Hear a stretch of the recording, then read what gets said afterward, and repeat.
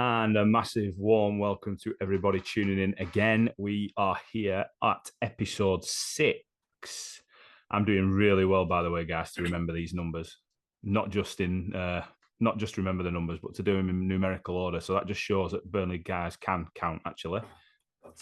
Is it what episode? What episode is it? I've only used one hand to count to 6, though. Yay. A massive welcome to everybody. Assalamu alaikum. And Wa alaikum salam. We're at episode 6. What? Do you know the meaning to that? Peace be with you. Class. All right, yeah? Can I carry on? Yeah. Right, shut up until I introduce you. A massive welcome to everybody on Zoom, on Spotify and YouTube. Go on, anybody that is listening. Do you know what's got me? I'm going to have to tell everybody in a minute the stuff to coming on here.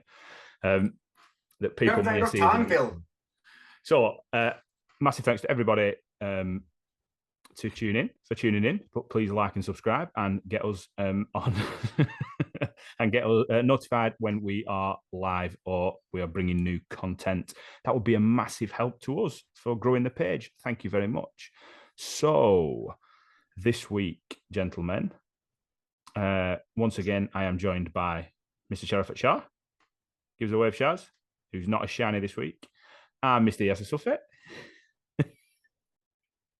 So the reason I'm laughing is because we do always do a little bit of a sound and audio check and a visual check.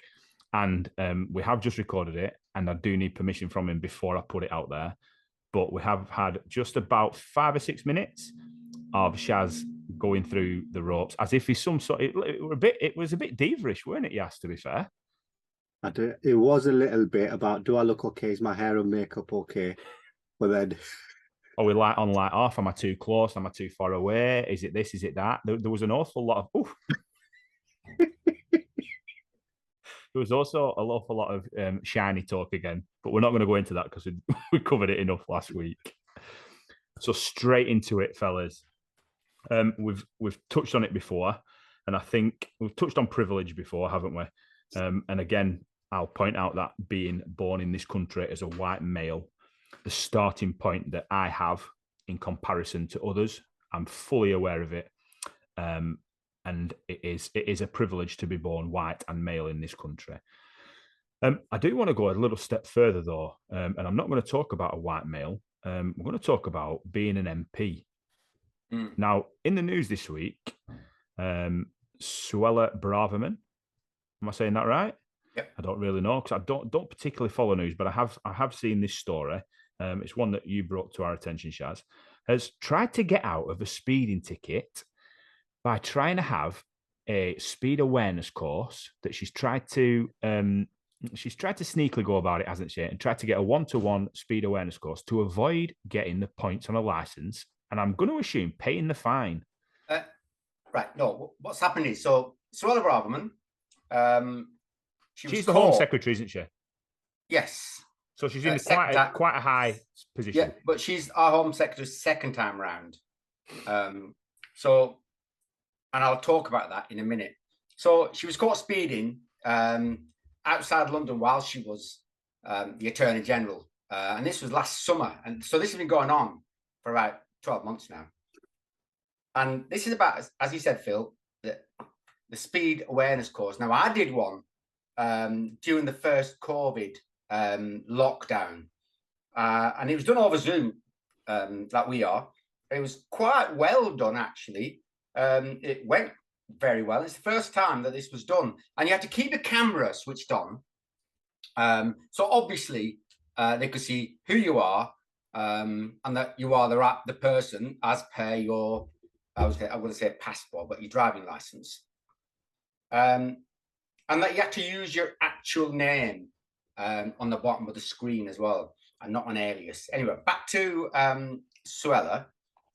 After a few requests through aides and nothing, she didn't request anything personally. She wanted to do an online speed awareness course by herself. Now, apparently, she's entitled to do that. But she didn't want to turn on her camera. And ready for this? she wanted to use a bloody alias, right? Now, flipping it, my mum could have done that for her. I mean, why? Why not switch on your camera? And why use an alias? You could be somebody totally different. Now, we've all been in this position where, for one reason or another, you know, we've been caught exceeding the speed limit. Now, the fix, obviously, is not to do it in the first place. And if you do, take your medicine, which she eventually did, and she accepted the 3 points. I mean, who the heck do you think you are, Home Secretary? It's a position that you hold. It's a job. We've put you there. So why do you think that you can dodge the system where normal people like us can't? You think you're above the bloody law because you're the Home Secretary. Well, you're not. And now, I hope that you're no longer in this job when Rishi gets back from the G7 summit. And if Rishi has any, I want to say something else then. If Rishi has any backbone, go on, say it. Go on, say it. Go on. Tell her where to sling a hook. Right now, I was really chuffed when Rishi became our first Asian Prime Minister. Suella Braverman became our Home Secretary. Sajid Javid, Sadiq Khan, and now Scotland's First Minister, Hamza Yusuf. And for the reason that we discussed in a previous podcast about, you know, how far we've come since the 70s and 80s, and I discussed the racism that I encountered at the time, we now have people like me in positions of power, in prestigious positions. Now, this is the best country in the world, and I'm so proud to call myself British. But you know what? These people are just the same as all the other politicians, like Mr. Johnson, who think they can get away with anything by getting the way out of any situation they manage to get themselves into. They trip themselves over left, right, and centre and come out with excuses that have zero credibility. Well, know what, Mr., Mrs., Miss, or however you want to be addressed. Now, listen, that's probably a whole new different podcast. Now, back to credibility. You politicians don't seem to have much left. You're not in it to help us, and you all do very well out of it as well. Now, we're living in a 24/7 world now, and these people are watched constantly. We can see what they're doing and how they're doing it and what have you. And we can also see through all the bullshit excuses as well. Now, they must think we're stupid. And incidentally, as we discussed before, I'm sure people will remember that she, as in Suella Braverman, had to resign as Home Secretary under Liz Truss because she sent confidential documents to a Tory MP when she shouldn't have done, and not through the secure system. Now, that would never happen in the commercial environment.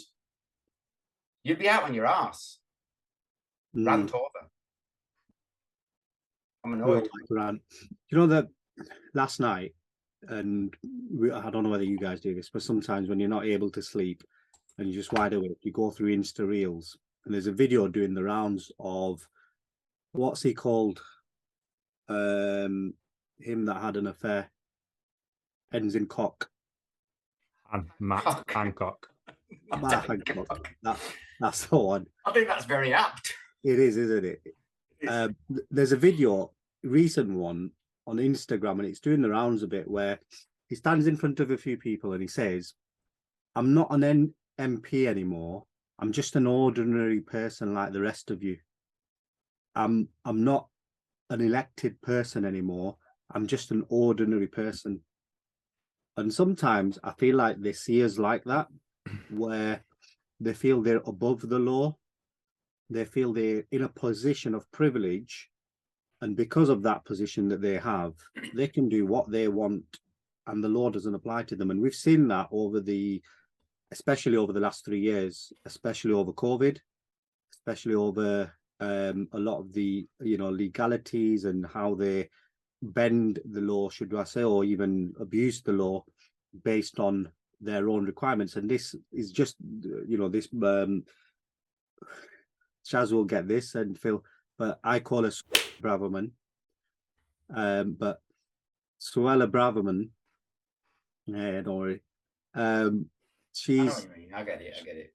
She's just the latest example of someone abusing the law and doing it in a position of privilege.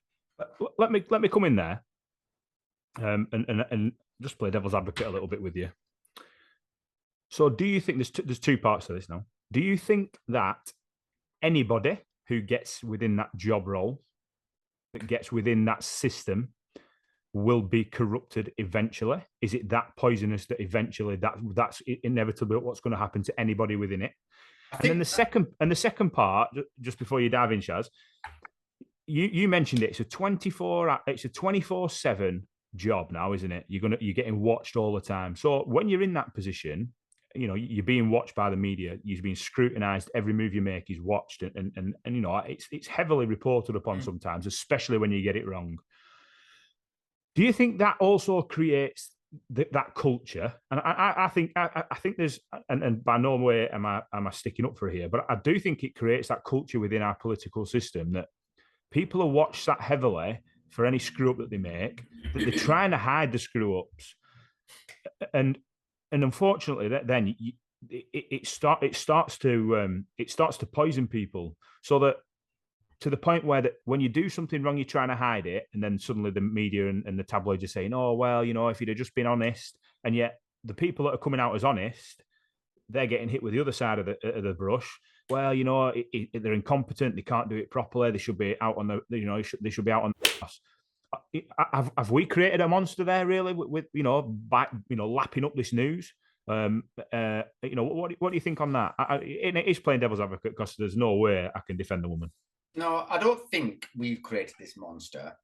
The monster's always been there, and I'm sure politicians going, back 50, 60 years, I'm sure they were the same. And it's a position that they're in. It's a privileged position that they've got themselves into, where they can make laws up, right? Where they can make the simplest decision that affects all our lives. I reckon that gets to the heads. I really do.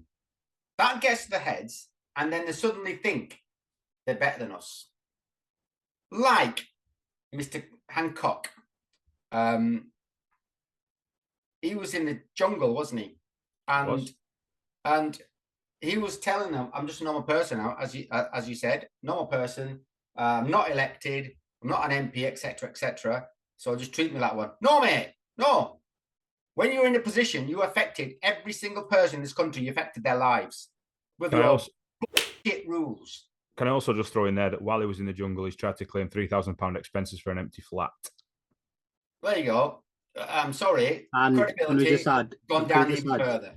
Yeah, can we just add that Suella Braverman, she claimed energy bills from her mum and dad's house or something because she lived there a couple of days or something. I can't remember what what it is, but she doesn't pay for her energy bills at her mum and dad's. Do you know what? That's a whole different topic altogether as well, isn't it? I mean, as far as credibility is concerned, and as far as they think they can get away with stuff, I think that's a real thing. It has to be a real thing, and that could only come about when you're surrounded by other people that are in the same position, right? That maybe have been in it for a long time, and they pass that on to the new people that are coming into these jobs. But they just seem to be the same old. Every time one of these people get in position, that we then afterwards find out that certain things have been happening that shouldn't have been happening. I mean, look at Mr. Hancock, and the security cameras and things like that. During COVID, when we weren't even allowed to go to funerals, and he was there doing what he was doing, we had to have our own 6 people, families. Yeah. The thing with that is, I don't know whether I've got short-term memory, Shaz, but I don't know another government that's taken the piss as much as this Tory government has. And I don't know anyone who's abused their privilege as much as they have. Well, maybe we're just told about it more these days. Maybe there's there's freedom of information and whatever, or maybe we've got this 24/7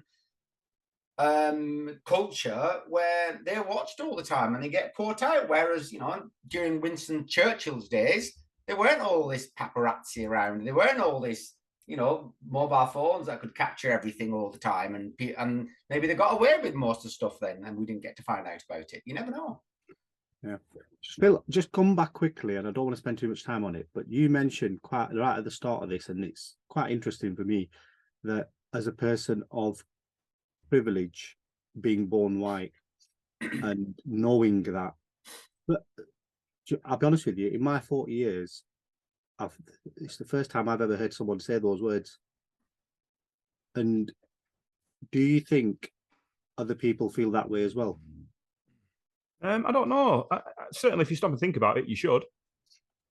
You certainly should, because when I go to places, I'm not automatically stereotyped. I don't come under any duress for anything. I'm not targeted by any groups of people particularly. So straight away, you're on a bit of a winner. Looking for work and things, especially it's certainly going to be better now than it was, but I've never had to be in a group of people that's classed as a minority, where now companies are having to, they're forced to employ, aren't they, a particular number in comparison, percentage in the workplace. That doesn't affect me, and I'm still part of the bigger majority. So the chances of me getting a job in comparison to, if me and you, Yas, went for the same job, same age, same skill set, the chances of me getting it in comparison to you are greatly in my favour.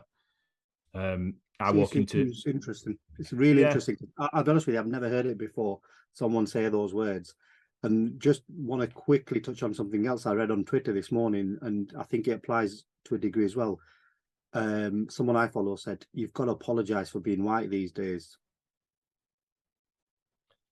No, I don't feel that we have to apologize for it. I think there's a again, I don't think it's particularly about the colour. I think sometimes you have to apologise for being British. You might feel that. I think sometimes you go to a place in the world, or you'll hear stories, and I think sometimes you think.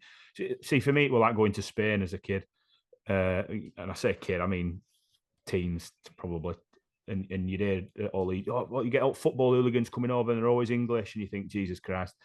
And you see people at resorts expecting people to talk English, and it always made me feel a bit uncomfortable. And that was sort of like the English arrogance, and you'd get the same way to then coming to you. And don't get me wrong, I'd try, but it was never great Spanish. But I'd always make the effort to speak to somebody in the language that they speak. And it wasn't great. But then you find yourself apologising for the next person purely because of from the same country than you. I had no idea who they were. So there's that. I've never felt I've had to apologise for being white. Really, I don't think. That probably applies to a lot of countries, though, doesn't it? A lot of countries do have their own. No, I don't. Don't they? No, I think they do. I think. Well, I'll argue that slightly. I think they do have their own embarrassments, but I don't think anybody is as arrogant when they go to a different country to expect everybody to speak English. And I think that's a little bit of the historical, we've sailed around the world, we've taken over most countries, and you will speak our language. The language of the air is all in English. Well, it's an international language, isn't it? Where it is, yeah. Right. And everyone's expected to speak English. No matter where in the world you go, somebody will speak English there because of that arrogance. And you're right, actually, it is embarrassing, because whenever I go to the Far East, when I go to China, we should learn to speak Chinese, but we don't. We expect them in their own country to speak our language. But I'm assuming you'll be a bit like me, where you'll make the effort. Well, we know words and phrases and stuff like that. But when you're ordering in a shop, you'll make the attempt. No, you can't. I can say stuff like water and things like that, but you can't have a conversation. It's just like single words that you learn. I'd love to hear Shaz speak Chinese. But that's the effort I'm talking about. You'll know certain words and you'll know certain things, and before restaurants, the obvious one, isn't it? When you're looking at food, you'll have a go at saying whatever it is, and then probably point to it at menu. It's that one, yeah, to make sure you get the right stuff. Yeah, I think that's it. Like Robin van Persie made, you know, the footballer. Yeah.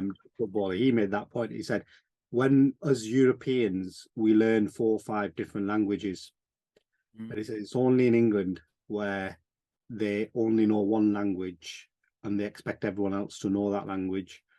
And he said, as Europeans, we're quite cultured in the sense where we will learn 3, 4 languages. Yeah.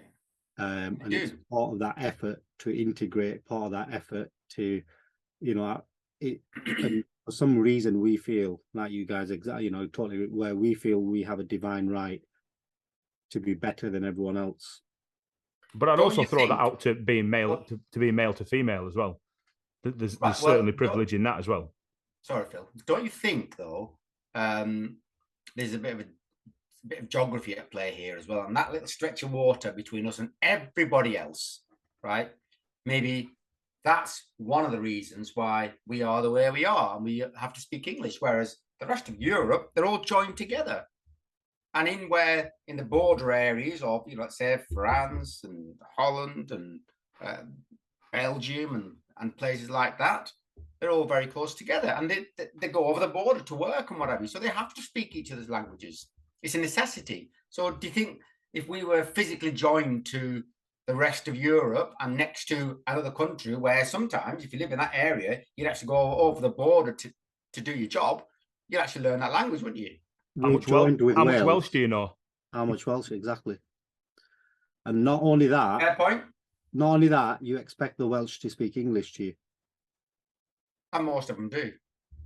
Yeah, exactly. So if you're born Welsh, you know now. That's a good point, actually. You're right. I know in Wales, they're doing a massive effort in terms of every Welsh person should know the Welsh language. And rightly so. Exactly. And rightly so, that if you go there, and I'm not saying learn it, I'm just saying make an effort. And again, talking of footballers, it reminds me of Cristiano Ronaldo with that little kid. He was in a press conference and a little kid asked a question. I don't know where the child was from, but he tried to ask it in Portuguese. Everybody else laughed, and Cristiano Ronaldo said, "Why are you laughing? He's trying." Because all the blokes sat there and all the women sat there that were from these high-end papers or wherever they were laughing at this kid for attempting Portuguese and then asking their own questions in English. That's probably like in China when Shaz tries Chinese. Actually, no, talking any language. No, Chinese people are really chuffed that you try to speak their language. I think anybody is, though. They're really pleased. Yeah, I think anybody is in any country. If you make the effort, I'm not. And again, you don't have to be perfect, and you can point at whatever you want afterwards to make sure that they understood what you said. But it's got to be nice, hasn't it, for somebody just for you to be sat somewhere and you go and you try that, you just put that bit of effort in. I just think it's easy as well. It's an easy thing to do and respectful. And it's I'm sure. I mean, when somebody goes to Pakistan, a non-Pakistani person goes to Pakistan and speaks the local lingo or says a few words, right? It puts a smile on everybody's faces. We used to have a milkman that did the round near us, Jimmy, and he used to speak the most perfect Gujarati ever. And honestly, the Gujarati he used to speak was like better than mine. And he learned it because he used to do the rounds near us. Well, he knew it well enough to have a conversation. Yeah. All right. Kem cho haru che, dadi keva che. Literally, he'd reel it off. And I know that doesn't mean anything to you guys, but he honestly, his Gujarati was, and everyone used to love Jimmy because he made that effort. And there was a lot of talk about the fact that Jimmy was quite racist as well, but the fact that he knew Gujarati, he made an effort, everyone loved it. And I would count myself in this. I speak really bad Gujarati, and I only speak English, and I don't know any other language. And is that because we're British and we expect everyone else to speak English? That's certainly the reason for me.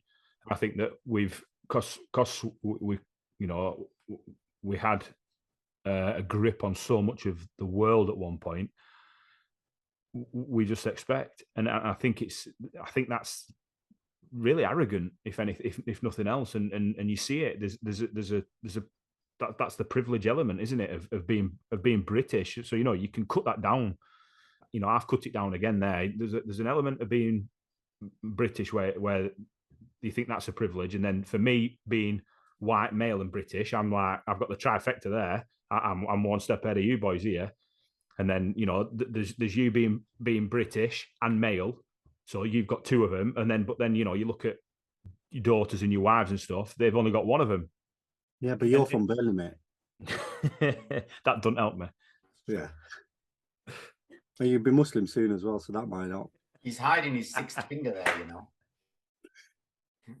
See, he's got this fancy app that doesn't show his sixth digit. There you go. See, it blurs him into background. There you go. See, there you go.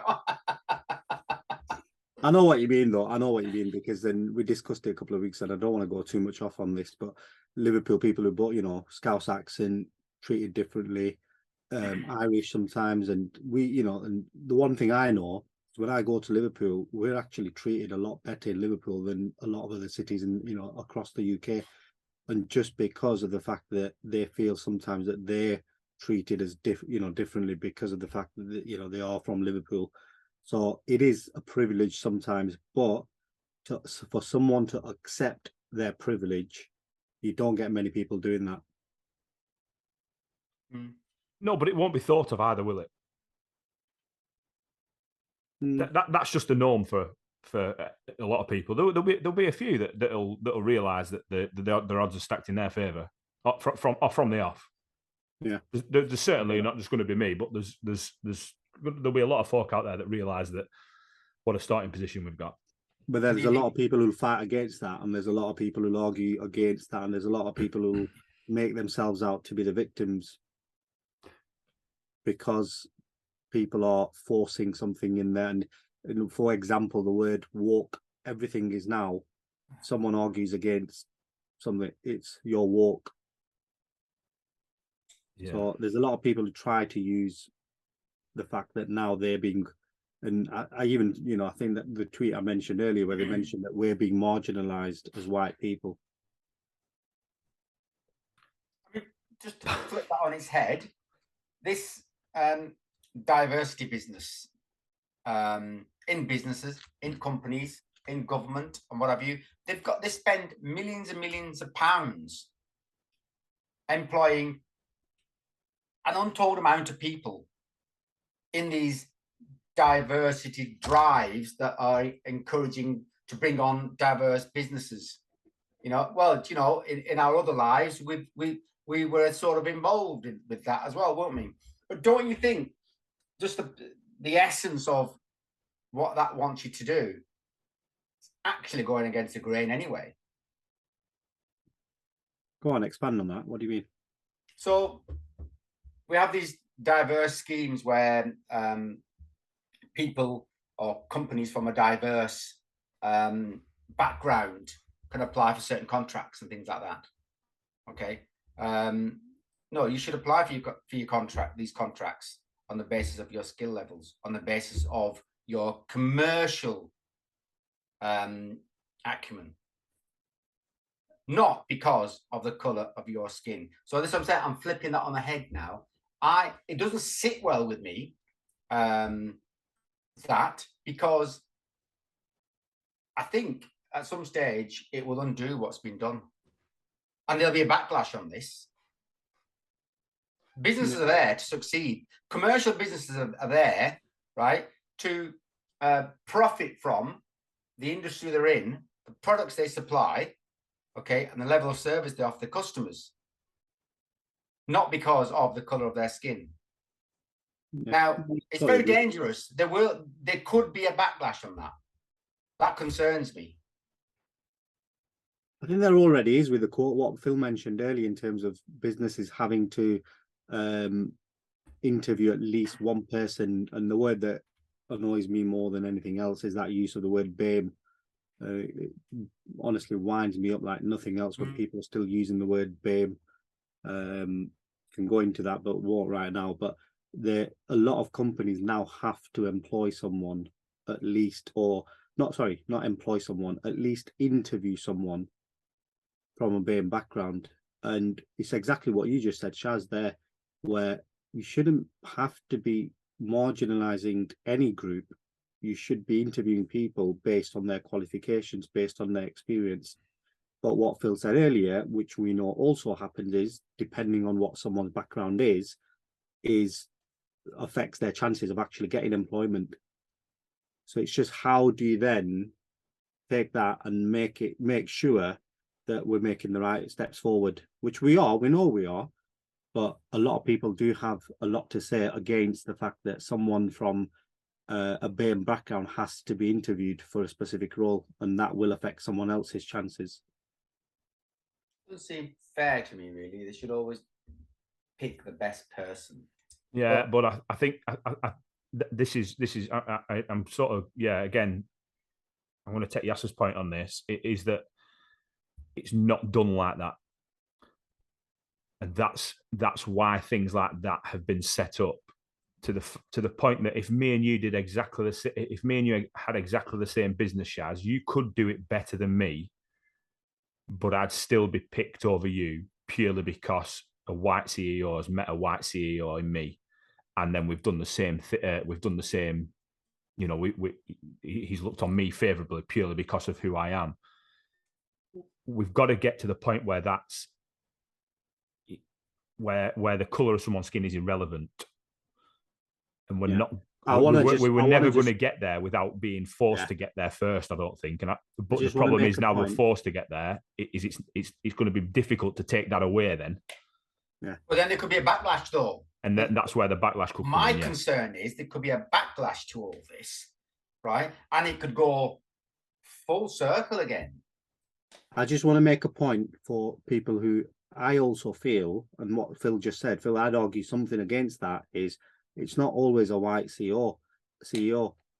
And I see this a lot in different businesses where Asian-led businesses, South Asian heritage-led businesses favor someone who is white, and someone who's white will have more privilege in terms of within the business of progressing than someone who's South Asian. And Shaz, I don't know what whether you agree or disagree, but I feel like sometimes as South Asians we treat each other not as well as we treat people who are just because of the color of the skin and not because of the qualifications. There's a lot of white privilege from South Asian people as well. Why? I don't know, mate. I honestly don't know. I've never. Do you think that could be yes from the caste system that isn't supposed to exist, but it does? Yeah. Back over there, it still exists. Or is it because Pakistan?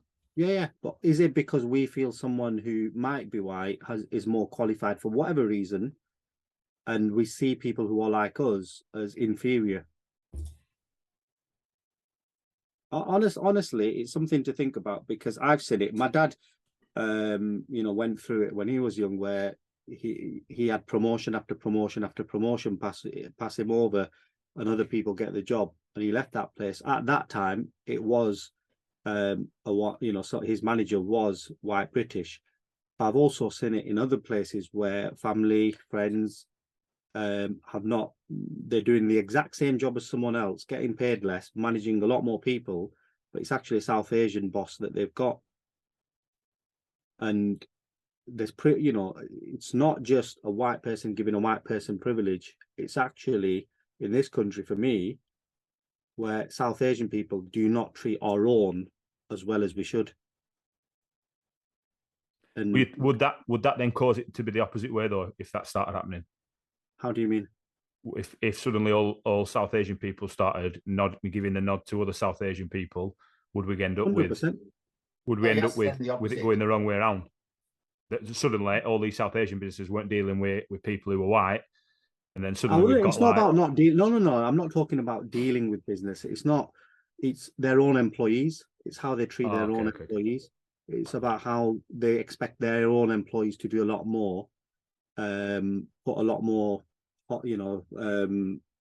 hours in the day, put a lot more time and all that sort of stuff. So I can give you plenty of examples of that, but I don't want to name any names, but I've seen it happen around me. And I do think as South Asian people, we have a lot to learn in terms of championing our own and We've got a lot of people who are doing some amazing, I've just this weekend I've heard of people who are going on to work for Deloitte, going on to work for BAE, and as a community we're doing really, really well, and we should be championing our own as well. Sorry for going off on a tangent. It's been quite a long tangent, is that? Because that is not where I saw the conversation going when we started. That's why we're in a chai shop having a chat. A whole new podcast direction. It's that's what I quite like, and I know we do get together, don't we? And we do try and get a sense of where we're going to go. But that is what I like about our chat sometimes, is that we sometimes turn a corner and end up somewhere completely different than where we should have done. But we always end up back in the start, and we always end up back together. So we're all right with that. I'm all right with that. I'm all right, because it's Chaiibucks and we're in a chai shop and we're having a chat, and it could go on. It could lead anywhere. It could. And we're having some chai as well. It could be about Shaz's shiny head. There we go. Who's out with top left? Oh. So yeah, that isn't where I saw it going, but I'm glad it did. And I think sometimes those unfiltered, undirected chats, you get the most. You get a little bit of freedom, don't you? You get a nice flavour of truth as well from us all, which is always Definitely, nice. Mate. Definitely, mate. Nice. What was supposed to be today's topic? I think we were just going to carry on about MPs and stuff, but probably everyone's sick of hearing about MPs and how bent they are. But I tell you what we haven't talked about that we were going to talk about is COVID and what happened during COVID, and the effects of COVID on us and how our lives have changed. But I think that's going to have to be a whole new podcast all by itself, because I think we've all got some tales to tell about that as well, haven't we? Not unless we can condense it into the next 2 minutes. I don't know about you, but as bad as it was, I think it was a really good time for people to spend time with their families, and just, as much as other people abused their own power, and people obviously had to, there was some, there's some horrific stories about people not seeing their own families. But it was a time where, for me personally, on a personal level, got to spend a lot of time with family members and enjoyed that time off work. So, but I'm sure there's other stories where other people can say a lot of other things about that specific time. Anyway, going off again. Sorry about that. As usual. We need like a shepherd's crook or a fishing rod just to reel him back in. And unfortunately, we've come to an end for another week. I can't believe how quick it goes. Genuinely can't believe how quick it goes sometimes. But we are out of time this week. Turn that light off again, Shaz. Turn that light off again. Thank you. You're blinding everybody. I'm going to send the outro. See if he'll let us put it out, because I think it's worth a laugh for everybody. This will be we do, yeah.